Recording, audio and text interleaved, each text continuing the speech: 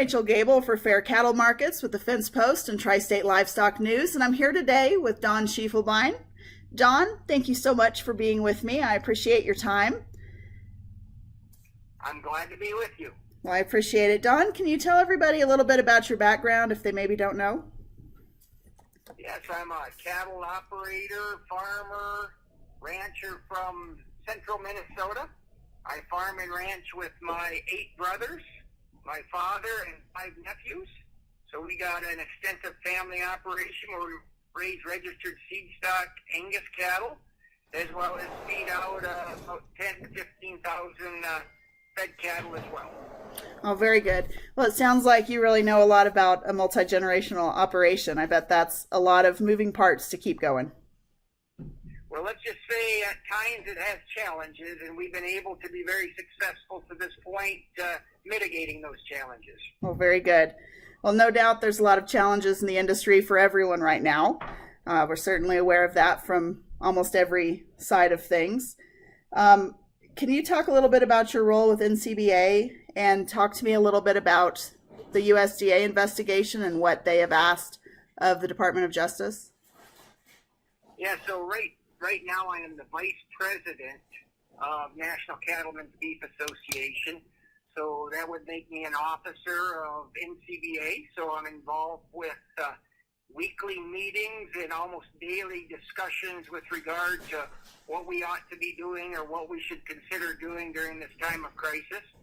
One of the items that came up, and actually came up from a relationship I have in the Angus business, as I'm also the president of the American Angus Association, was with Joe Goggins. And he said, boy, is there an opportunity for us to work together to make sure that we are certain that everything being done at the fed cattle procurement phases is done in a fair and equitable manner.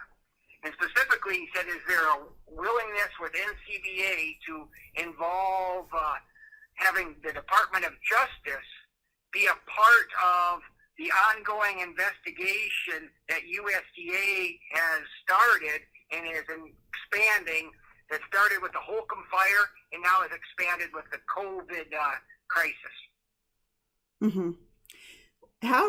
Are you familiar with how those investigations will progress?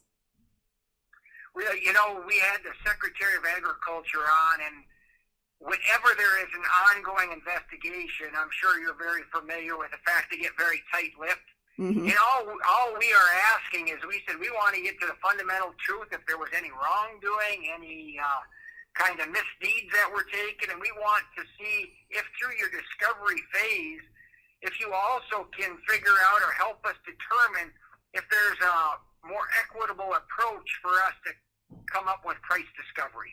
Mm-hmm. I know that one of the price discovery tools, of course, is the cash trade, and there's been a lot of talk about increasing that cash trade through a 3014 mandate. What has been the discussion on your end about the 3014 mandate?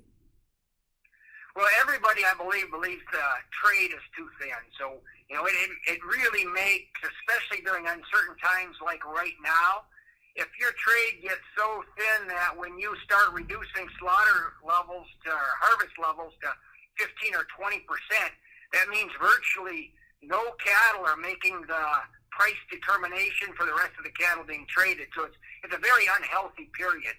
So I think what this crisis has really focused us on is, hey, there's got to be a better way of price discovery.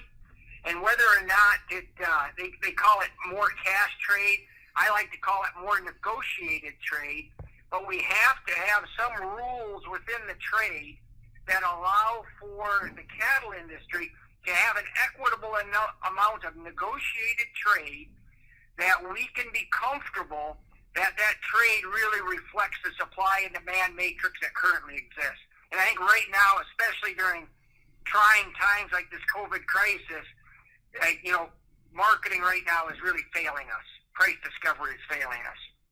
Sure. Yeah, as a producer, it's hard to get very excited to load cattle up to take them to the market. Well, and I guess from our point, we'd be excited to be able to load up cattle and bring them to a market, but right now we've had 6 loads of cattle that were scheduled that packer now is not willing to take or unable to take because of the plants being shut down. So imagine, that's a lot of capital, a lot of dollars for a smaller producer like ourselves that is in limbo. And at some point, you get so concerned that you become a price taker regardless of the supply-demand situation. So it really, I think, highlights the point right now that we are in a very vulnerable position, and a position that no cow-calf producer or feeder should ever be put into. Oh, absolutely. It sure makes my stomach hurt to look at those boxed beef prices on the market reports every morning. Yeah, and knowing full well that we have, barns in our case of fed cattle ready to be processed that could fill those shelves that have been depleted in the grocery stores right now. It's just a sickening feeling knowing that we have the capability to provide high protein, high quality beef to consumers, and our supply situation is broken down that it hasn't allowed us to let that happen. Absolutely. One of the solutions that's been kicked around a little bit is a holdover program that I was just aware of it this morning. I don't know how new it is. Maybe I'm behind the 8 ball, Don, but can you tell me a little bit about what that program would do? Well, and again, it's a theory right now, right? It's not hardcore. It's a theory right now. And what they're looking at is, given that the supply situation was pushed back, like those 6 loads I talked to you about, eventually we have to somehow manage now this pushed back supply. And I think right now they're talking that it may be as much as 1 million head of backed up supply of cattle.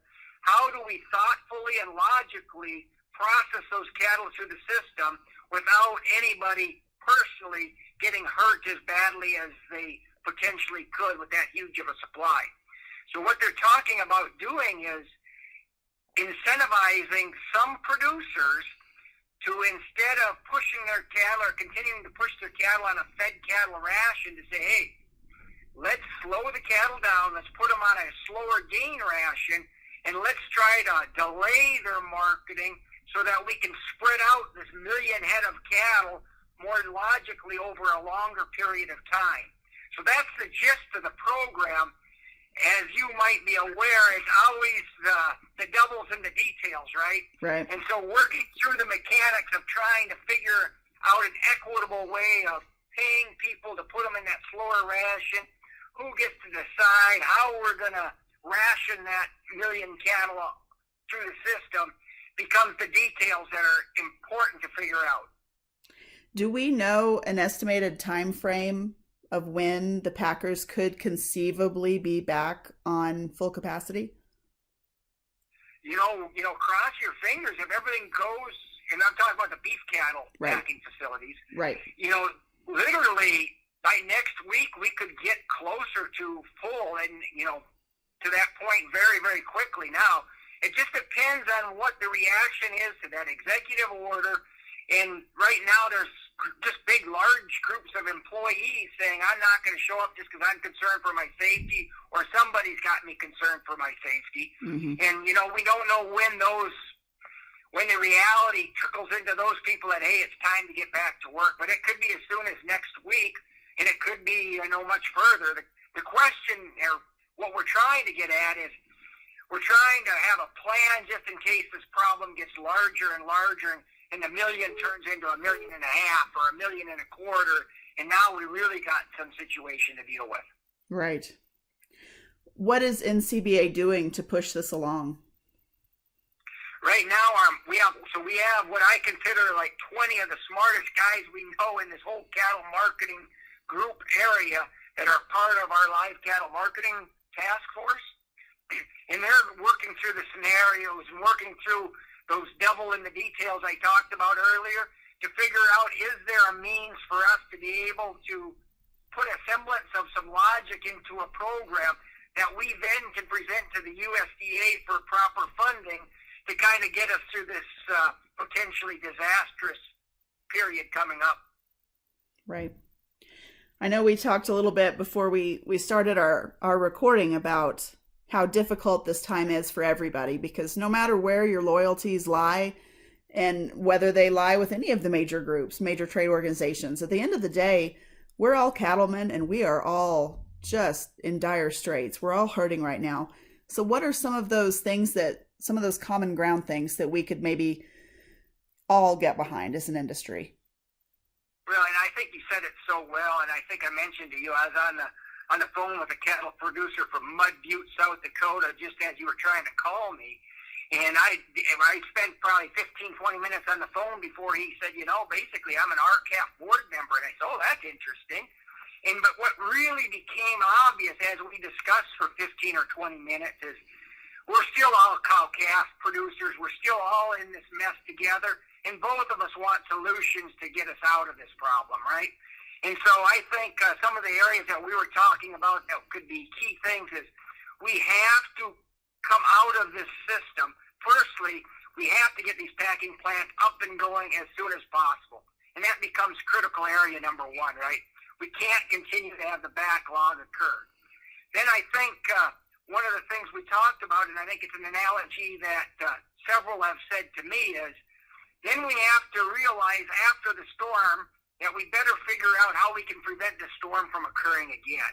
And I think that's where it's going to take some cooperation, where people from maybe various trade groups get together and say, it looks like there's some true weaknesses and vulnerabilities in our price discovery system. What can we do? Maybe there's rules of the trade, et cetera, that we can do to shore up or strengthen our price discovery methods so that when it comes to situations that disrupt their supply, we as cattle producers aren't as vulnerable as we currently are today. Yeah, sure.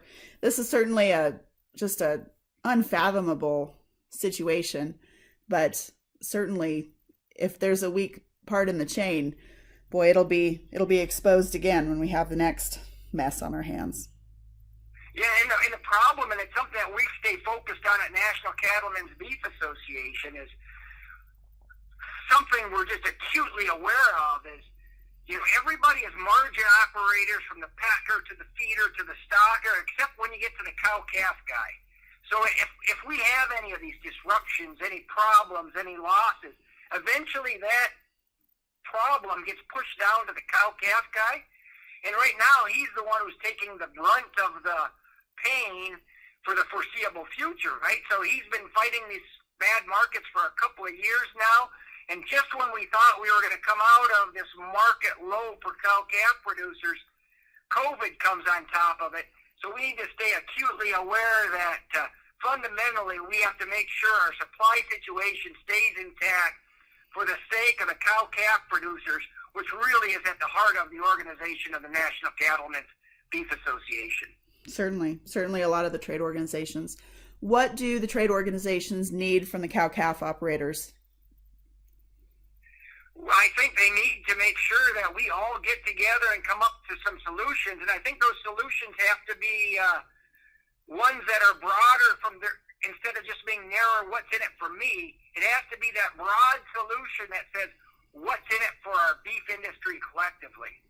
And sometimes, I guess that's where I get in a little bit of trouble with some trade organizations. They focus on one segment of the industry at the sake of all the other segments of the industry without understanding the reality is we have to all work together, from the cow-calf guy to the stocker to the feeder and even to the packer, to be successful. And I think the trick going forward now is that we have enough trust with cow-calf producers that we can come up with solutions that not only will the cow-calf guy say, hey, that makes a lot of sense to me, but the stockers, the feeders, and the packers all say, for the best of the industry, this needs to occur. I agree. It sounds like some give and take. Yeah, and I think we have to be very careful in this emotional time. There are some people who like to amp up the emotions and make it all about anti-somebody or against somebody. Guys, regardless of what you believe, we're all on this boat together. And if you start shooting at the floor of the boat, we're all going to sink together. So we better figure out some common sense solutions that allow us to move forward in a very healthful manner for a long time to come. Darn right. Stop shooting at the boat bottom. Well, Don, I appreciate your time. I appreciate everything you're doing for the industry, and I'm glad to hear that you had a good conversation with that that producer from South Dakota. That makes my little heart happy. Well, again, we're all in this together, and as you know, cow-calf producers are at the very heart of what I do with selling seed stock. So it's important that we keep them healthy and make sure they understand. This has to be absolutely clear to them. They have to make sure that National Cattlemens Beef Association is working hard on behalf of them, and I think that's important to get across. I agree. Don Schiefelbein with me today, Vice President of the National Cattlemens Beef Association for Fair Cattle Markets, Tri-State Livestock News, and the Fence Post. I'm Rachel Gable.